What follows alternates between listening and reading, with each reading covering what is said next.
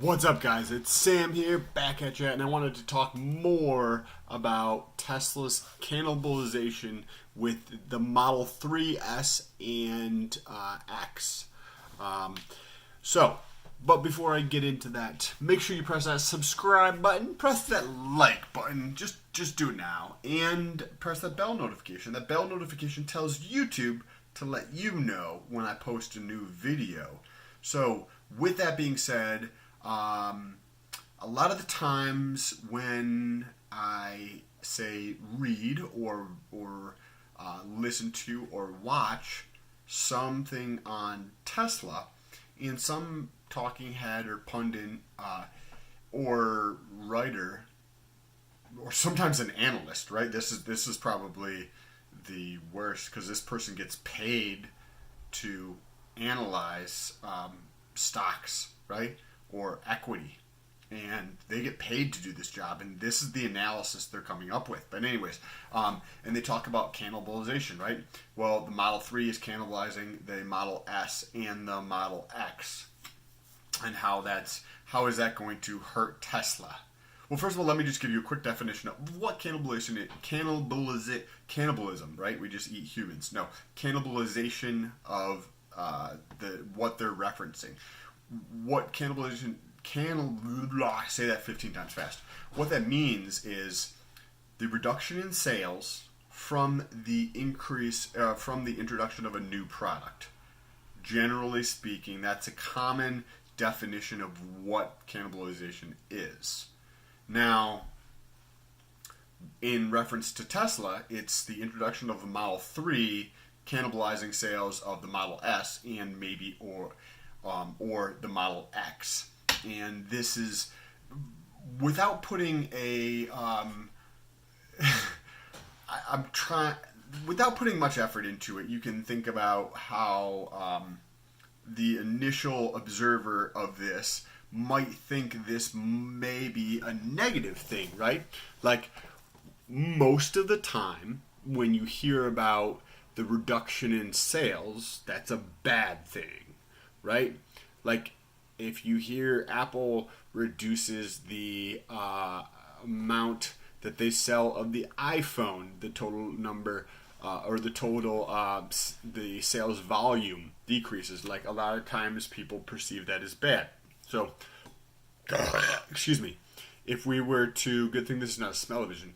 If we were to look at this example, right, and say the Model 3 is reducing the sales of the Model S and the X, I put together a little example that I want to run you through and show you why that's a good thing. I'm not even going to get into the psychology or the branding of this or the cost reduction on the fixed cost on the back end of it, or any more of the minutia of the details here. I just want to talk specifically the numbers involved about cannibalization to show you that it's actually a good thing. So what cannibalization is essentially market segmentation.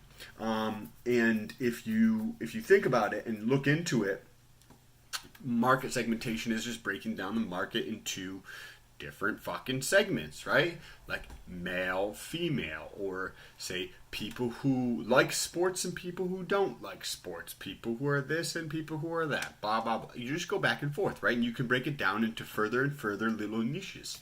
And the example that I like to use is maybe say yogurt or cereal. Cereal is a perfect example. Go to your local grocery store. If you're here in the United States, there is literally probably an entire aisle of, if it's not like a mom and pop grocery store, if it's like more of a chain type grocery store, like a Walmart or a Whole Foods or Wegmans or any type of large grocery store, there's probably going to be 3/4, if not a whole entire aisle. One that is probably 100 to 200 feet long, 7 feet tall, packed with, somewhere in the neighborhood of, 50 on the low end, and the high end, maybe 300 different types of cereal, right? Why? Because if you have, say, one type of cereal and you introduce another one that's maybe similar to that, right? It's also a cereal, but this one's chocolate flavored and this one's vanilla flavored, right? Some people don't like chocolate. Some people don't like vanilla. So if the reduction in sales from the vanilla when you introduce chocolate, if that goes down by 10%, but the market for chocolate, you end up selling a lot more of those, then you could see how that could be a good thing, right? So I did a little example because I wanted to really hammer this home and why maybe somebody can share this with somebody who's an analyst or one of these other talking heads or somebody else who talks about this who has a larger following than myself. First of all, that'll help get the word out about this, but also maybe then they can start showing that it's actually a good thing and get some actual thought put into the articles and news that is reported out there. But let's get into the example, right? So I'm going to give you the synopsis and then we're going to actually get into the details. Model S, Model X, roughly about 245,000 vehicles produced in 2018. We're going to just say that the average selling price for the Model S and the Model X is $100,000. I'm just going to make the numbers easy. Might be slightly less, might be slightly more. If you don't like the numbers, fucking update them yourself. The Model 3, 145,000 for this year. Okay. And we put down an average of 59,000 for the selling price on that. That was actually pretty easy to find. The other two, I was just didn't feel like digging to get into it, so I put it at $100,000. And if you were to say the Model S and the Model X were to say lose 10% of their sales because of the introduction of the Model 3, right? Somebody comes out there and like, oh, I don't need to spend $100,000. I can spend $60,000 and get something that's fairly similar. Yeah, that works for me because I could barely afford the $100,000 one anyway, right? Like you could see how somebody might potentially do that. So if you lost 10% of the Model S sales and 10% of the Model X sales, or maybe 20% of the Model S sales, right? Because it's a sedan and a sedan. I don't know. We don't know what it is, right? But overall, a 10,000 reduction, 10,000 units in terms of the production were not purchased from the Model S and X or all the Model S or some type of hybrid or combination of those.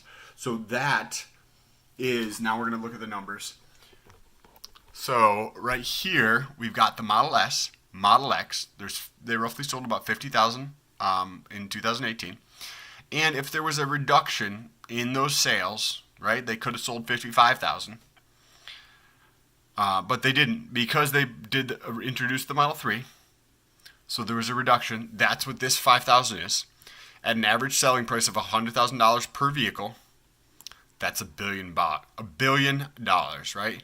That's 5 followed by 8 zeros. So that's 500 million, 500 million, $1 billion, okay?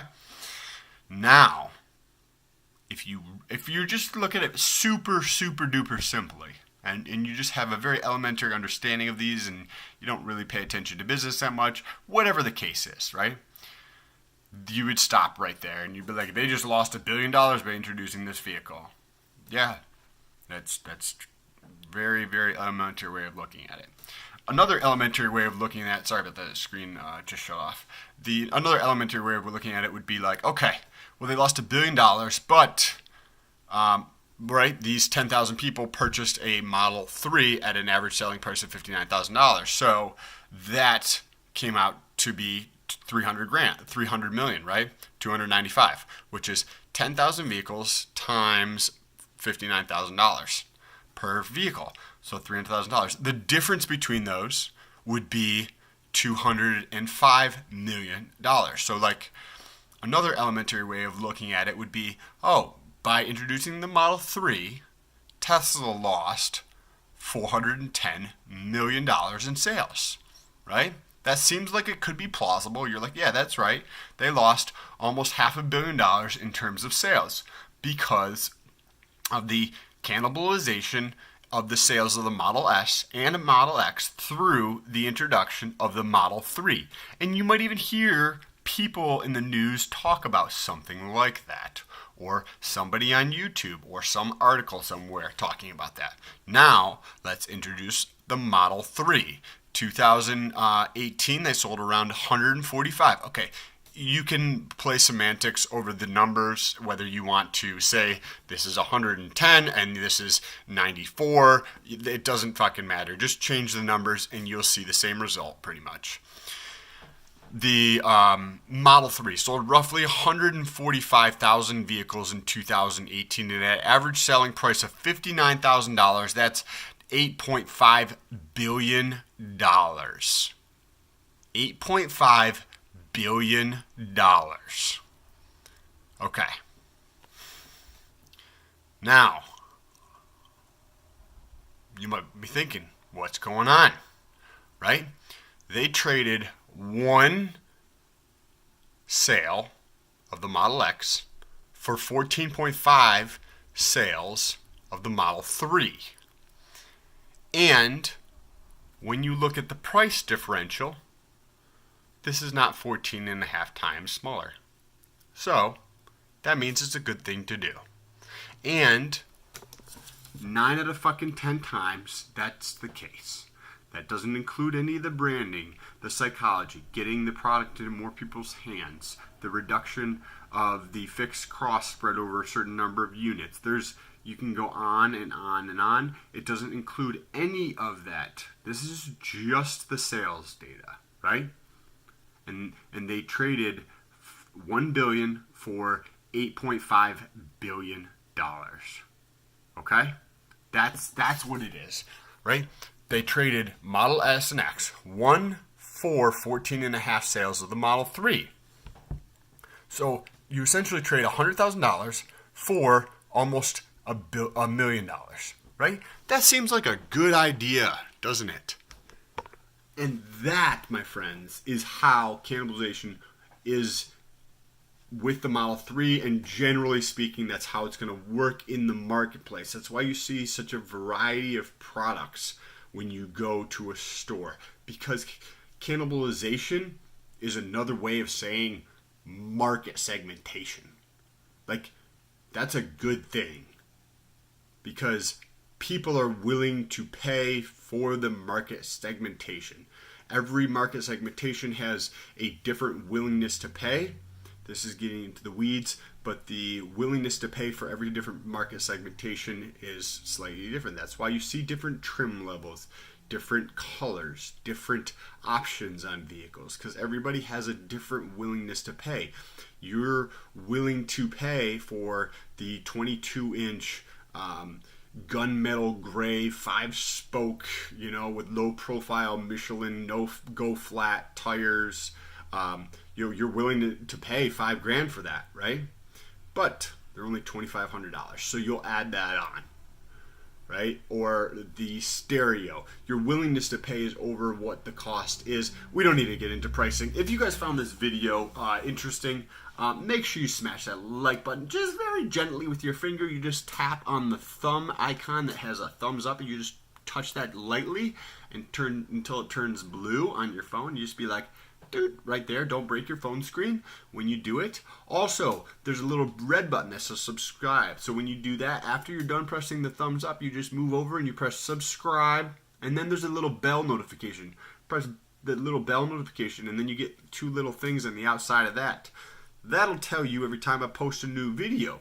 What I'm doing here on YouTube is documenting my journey of getting to $100 a day online.